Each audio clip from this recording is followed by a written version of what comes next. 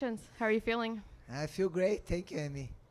What does this moment mean for you, being able to return from boxing, show that you still have it at this huge event? What did it mean for you? You know, we already been prepared. It's supposed to be fight cat to cat, but the moment the time it was not working. But we did it some boxing fight, and it will help me improve my game, learn more about boxing, training more. I'm really happy to be at the history event, Bellator 300. I feel very thankful to be here. What did the two of you say to each other afterwards? It looked like there might have been a little bit of confusion or confrontation after. Usually I really don't hate my opponents. Nothing feeling hard times, nothing. I would just say thank you for her for accepting the fight to fight each other. And then she said, I don't want to be your friend. She was saying like something like this. I was a stalker, something like this. The reality is to start this. She started speaking bad things about me, and then I don't know the reason. She tried turning this a personal. I don't have anything against Zingano. I always promote her the nice way. She's the girl beat Amanda Nunes. She's the girl beat Miesha Tate. She's a huge name in the sport. And I'm going to continue that. I'm not going to change what I think about her. Doesn't matter what's happened tonight. There's a lot of talk about what the future of Bellator may be. It could, maybe be sold to PFL, could go under completely. What do you think is going to happen? What would you like to see? Would you like to fight for PFL? What's kind of on your heart there? At this moment in my career, I want to do the biggest fights, in my career. If you're going to be where I'm at, if it be another place, but I love Bellator. I love to work with Scott Coker, and I feel blessed to be part of this event. I know it's his huge show, but I'm happy, and let's see what's going to happen, but I want to do the biggest fights for my fans. You could potentially make history again, having a 5th title and a 5th promotion. Would that be something that's on your bucket list? I didn't think about it, maybe. It's going to be great. I'm going to be happy. And last question, what do you think of the matchup with Leah McCourt? I believe she's the next challenger. She's getting the winners the fight. Was a great match against today. She's the wrestler, Olympic wrestler, Sarah, and she did it great. She got the victory. She deserved to fight for the title. Chris, congratulations on the win. Did you expect the fight to play out that quickly? I know you felt like you were going to beat Zingano, but did you, going in, did you feel like it would be a quick finish like that? I didn't know it was going to be quick. I never trained for finish the fight soon. Happened, feel very blessed about it, but usually we train for the 5 rounds. I know a lot of people don't know, but I got sick and I stayed 2 weeks almost in the bed, cannot train. And I was watching the fights, the training, the Zingano, everything.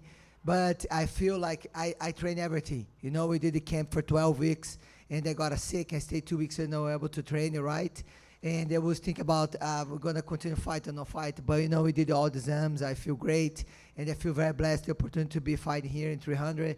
We think about maybe not, but I said, no, it's special. We have to make. And, much respect for Kat. I know she was a danger fighter, and she's really a lot of heart. How close were you to pulling out of the fight? You said you were really sick. Was there that conversation of maybe having to withdraw?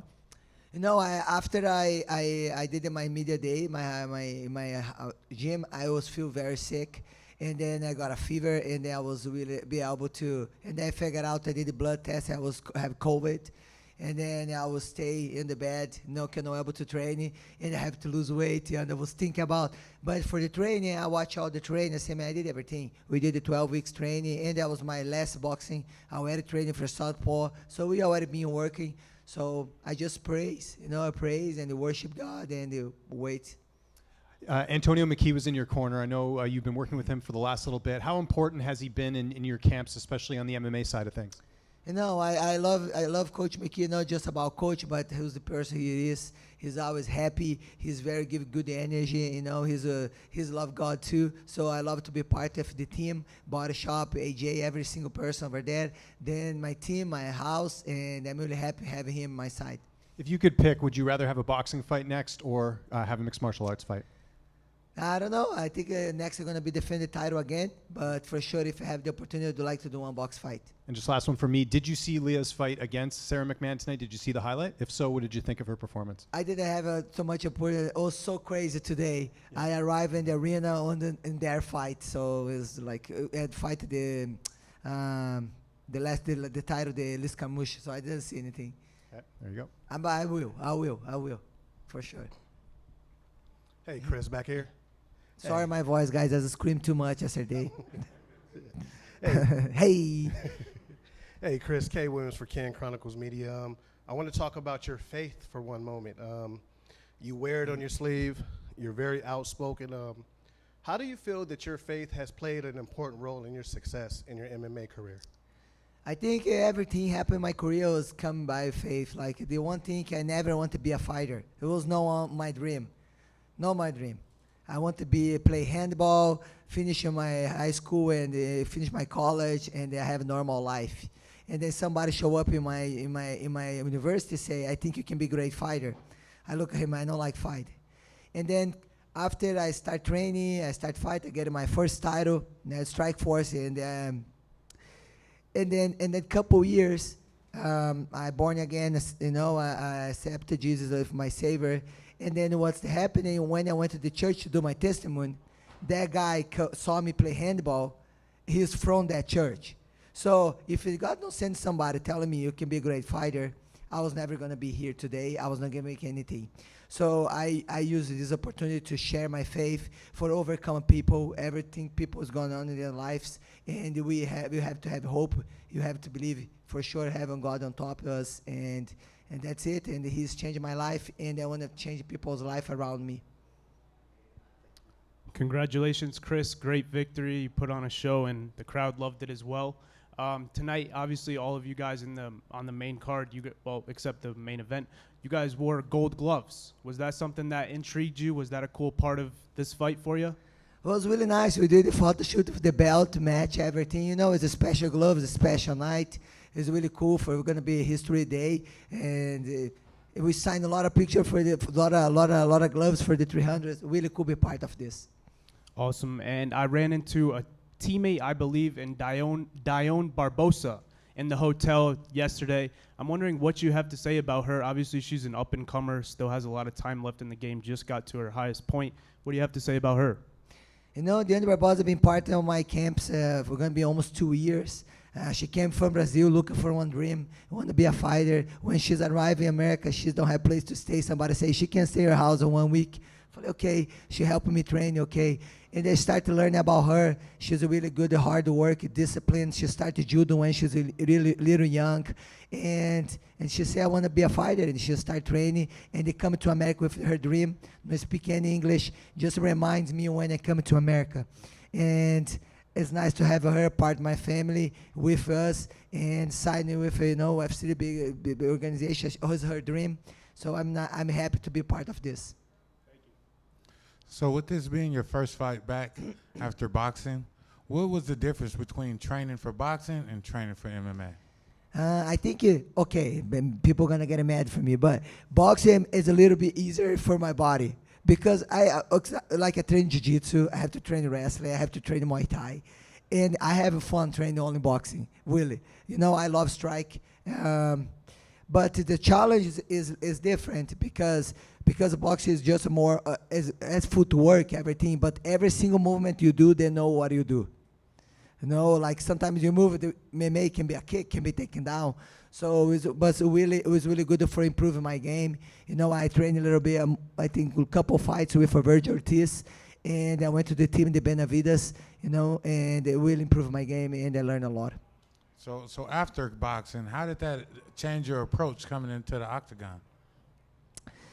Everybody knows I love finishing the fight by hand. And every place I train, they say, Cris, you have to have hands. And then, the small gloves is different. So really, just, improve my game. Before I'm more wild, I can tell you I'm getting better. I know I'm getting more experience, but I'm getting better, more calm, and to see the opportunity to finish the fight than before. This has helped me a lot. All the champions were in the cage together at the end there. Was there anything said between you, Usman, and Liz? And how did it feel to have that confetti come raining down on you? Sorry, I don't got it. Sorry. So there was a moment in there when you, Usman, and Liz took a picture. How was it? And did you talk to any of the champions? How was it to have that confetti come rain down on you? I say congratulations, Usman, to the win. And then for Liz, too. I was with her when she got the title in Hawaii. It's really cool. She's a legend, too, in the sport. And pioneer in the sport for a long time. And it's really cool to have her in the cage. So you said big fights are the only thing that really interests you now. Larissa Pacheco is the lightweight champion over in the PFL. That's a fight that's kind of been going around a bit on Twitter. Is that a fight that interests you, and do you know who Larissa is? I didn't say only interested in the big fights, but I would like to make more big fights. And who's is supposed to be in the list? If it be Pacheco or Kayla or next to be on the line, for sure I'm going to prepare, and I already have there in my mind. Cris, congrats on another title defense tonight. Dominant is an understatement when we're talking about this performance. What was your mentality going into this training camp and leading up to fight week? You know, we prepare for everything. You know, grappling, wrestling, and jiu-jitsu. I know people say, Cris, you're finished fight more strike. But now it's going to be like 18 years. You know, I got my black belt. I like throw people on the floor, but I like to finish it by hands. So, but we work a lot of submission. I got my black belt. So I feel like complete athlete in the ground and the strike and stand up.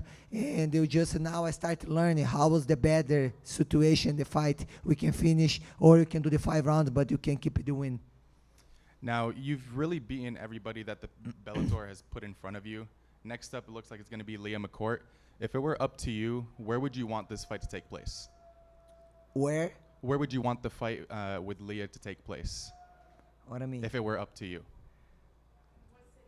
Where city? Oh, I asked for being in Japan. It's going to be one of my dream. You know, I came from shoot the box, so I have a lot of big stars that fight there in Japan. And the beginner, they don't have a girls fight there. And I always say, I would like to fight in Japan. They say, don't have girls over there, don't have girls over there. And they then start building sports and have girls over there. And I'm really happy, and I would like to be there. But, you know, Scott, who's going to be choose the place, I'm okay. And last one from me. What is your post-fight meal going to be tonight? I'm going to be at the lobby at the hotel and enjoy with my family, friends. And that's it. Easy one. Hey, Cris, right here. Congrats on the big win.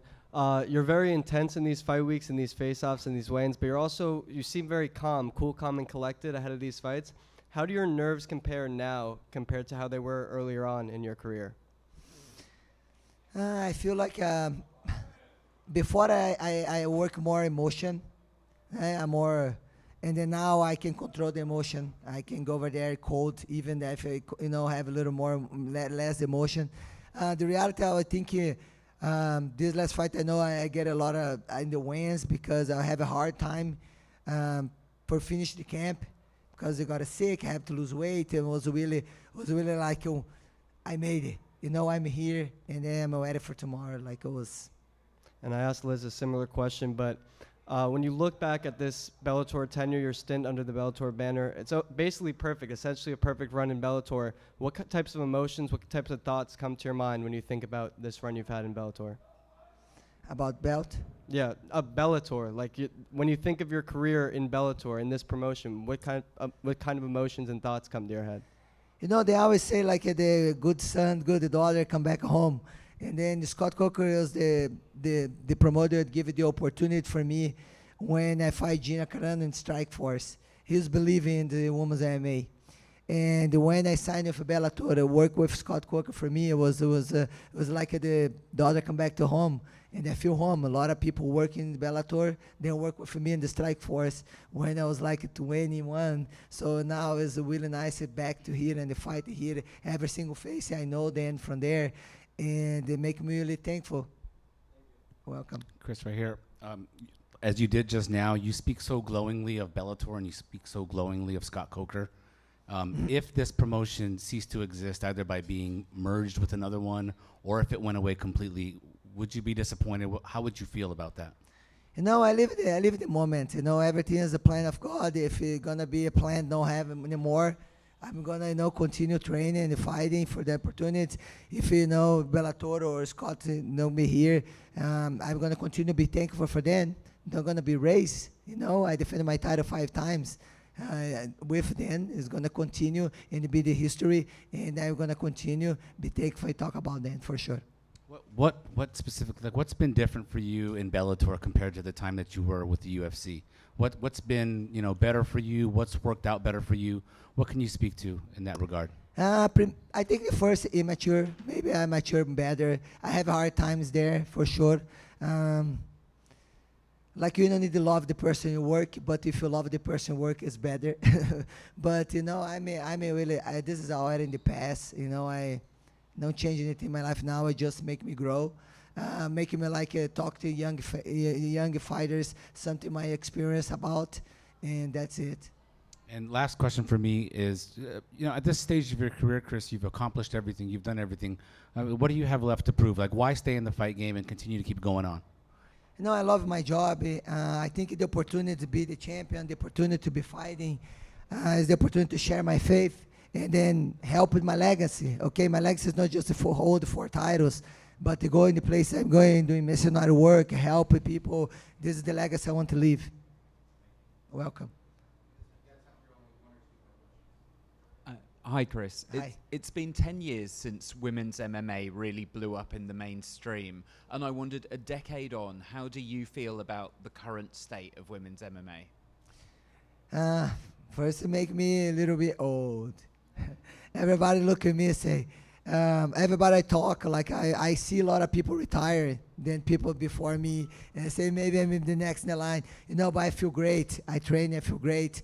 But, you know, for me, make me really happy because my goal was never just I be the champion and nobody gonna get anything I did. No, I want to like open the door for women's MMA. I was fighting for having my division because I don't have it before, because I wanted this continue. I want the women's MMA continue. I want to be coming girls young and make it better than me, but the sport to grow more and more. You know, this is because I came to the sport. I want to show the girls can fight like a guys. When the people say, I'm going to be girls fight, and be good. No, now you see like the family getting together for see the women's MMA fighting. This makes me really happy and excited to see the young girls. Hi, Chris. First of all, congratulations. You're a bona fide legend of the sport, and a lot of people think you're the greatest female fighter of all time. At this point in your career, when you keep on winning and winning and winning belts, do you think your greatness is taken for granted? I'm not gonna say I'm the greatest, but I live the fans say that. I think I'm doing my best, and the word is gonna stay in the history in the future. You know, the fans and the people gonna be know about Cris Cyborg. Don't know this girl, she did a lot. So you know, but for me, I just keep humble and keep work hard, and that's it.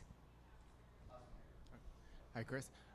If you're able to fight in Japan, would you prefer to fight in a ring with Japanese roll sets, which include kicks to down the opponent, or do you want everything the same as it is here?